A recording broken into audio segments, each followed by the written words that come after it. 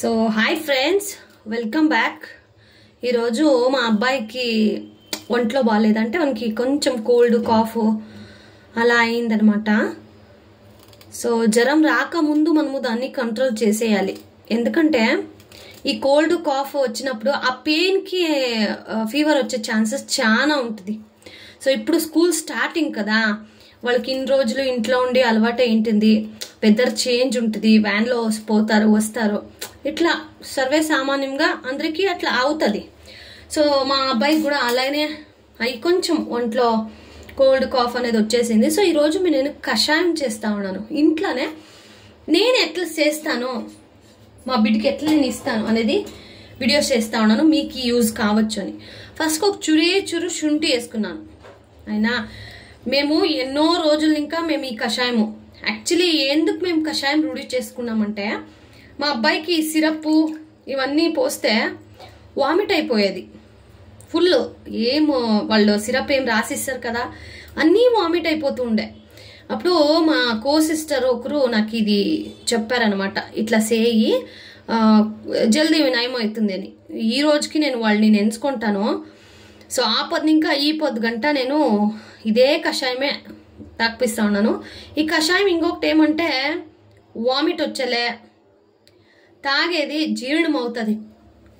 అలాగే cold cough ఎట్లా ఎన్నాళ్ళనా ఉన్ని ఈ కషాయం తాగేస్తే మీకు కంప్లీట్ మేలవుతుంది. సో తులసి వేసాను. ఇది పెద్దపత్ర, మా తోటికి పెద్దపత్ర అంటాము, తెలుగులో ఏమంటారు పెద్దపత్రే అంటాము అనుకుంటాను. మీ తోటికి ఏమని అంటారా చెప్పండి, సరేనా? సో దీన్ని ఇట్లా గూడంతా ఉంటుంది ఇక్కడ.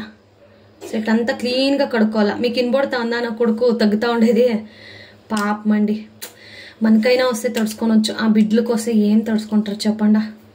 సో ఇట్లా అన్నీ నీట్గా కడిగి చూడండి, ఇట్లా గూడ్లంతా ఉంటుందని నీట్గా ఇట్లా ఉజ్జి కడిగితే వెళ్ళిపోతుంది అనమాట. సో ఇట్లా కట్ చేసి వేస్తే దాంట్లో ఒక ఇది ఉంటుంది కదా, అది నీట్గా వాటర్లా దాని స్మెల్ అనేది ఇడుస్తుంది.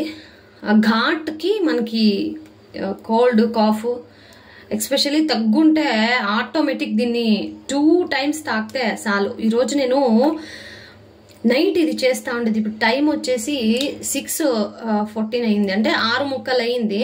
సో ఇప్పుడు నేను చేస్తూ ఉన్నాను కషాయము. సో 7 o'clock ఒక కితా ఇస్తాను. నైట్ పడుకునేకి ముందర ఒక 9 o'clock అలాగా ఒక టైం ఇస్తాను. సో ఇప్పుడు పెద్ద పత్ర కూడా నేను వేసేసాను అనమాట, సరేనా? ఇప్పుడు ఇందులోనే మనం కొంచెం పెప్పర్ గింజలు కూడా యాడ్ చేసుకోవచ్చు ఫ్రెండ్స్. పెప్పర్ గింజలు వేస్తే ఏమంటే దాని సారాంశం అనేది దిగేలేదు. సో దానికి నేనేం చేస్తాను, ఫస్ట్ పెప్పర్ వేస్తా ఉంటుంది, కానీ ఇప్పుడు నేను పెప్పర్ పొడి వేస్తాను అనమాట. ఒక 1/4 tablespoon. ఇదే మనకి ఘాట్ అవుతుంది కదా, అందుకే ఒక 1/4 tablespoon అయ్యేంత వేసేయాలి. సో ఇప్పుడు ఇది ఏమేమి వేసాను, శుంఠి, తులసి ఆకు, పెద్దపత్రే, అలాగే కొంచెం పెప్పర్. సో ఇప్పుడు బెల్లం వేస్తున్నా. నేను యూజువల్లీ ఇట్లా పొడి చేసి పెట్టుకుంటానండి బెల్లము. సో అది కొంచెం, ఎందుకంటే ఘాట్ ఉంటుంది కదా, ఆ ఘాట్ పోవాలంటే మనకి బెల్లం కొంచెం చాలా వేసుకోవాలి. సో అదే మనకి రాంచి చేదు కమ్మి చేస్తుంది అనమాట. సో ఓకేనా? సో ఇట్లా ఇంతే ఫ్రెండ్స్. దీన్ని ఇప్పుడు ఈ కలర్ ఉంది కదా, మీకు తెలుస్తుందా? ఈ కలర్ ఉండేది ఫుల్ బ్లాక్ కావాలి, నేను చూపిస్తాను మీకు, సరేనా? సో ఇప్పుడు స్టవ్ ఆన్ చేసి నేను దీన్ని ఏం చేస్తాను, ఇట్లా స్టవ్ మీద పెట్టేస్తా. సో ఇప్పుడు ఫస్ట్కి నేను పెద్ద మంటతోనే ఒక పొంగు రావాల. ఒక పొంగు వస్తే అవుడు మంట కమ్మి పెడతా. ఎలా అంటే బెల్లం కరగాల, ఈ ఆకులన్నీ దాని సారాంశాలు ఇడాల. ఇప్పుడు మీరు చూస్తూ ఉంటారు కదా, ఇది ఏం గిన్నెల నీళ్ళు ఉన్నాయి కదా ఫ్రెండ్స్, అది అర్థం కావాలా, నేను చూపిస్తాను మీకు ఆమెటికి, సరేనా? ఇప్పుడు ఇది ఫుల్ ఒక పొంగు వచ్చిన మీటికి మనము నెక్స్ట్ మంట కమ్మేసేసి దీంట్లో అర్థమయ్యే గంట కాయాల, సరేనా? ఈ కషాయం అనేది బాగా ఉడికిన మీటికి బ్లాక్ కలర్ అవుతుంది. సో కషాయం రెడీ అండి.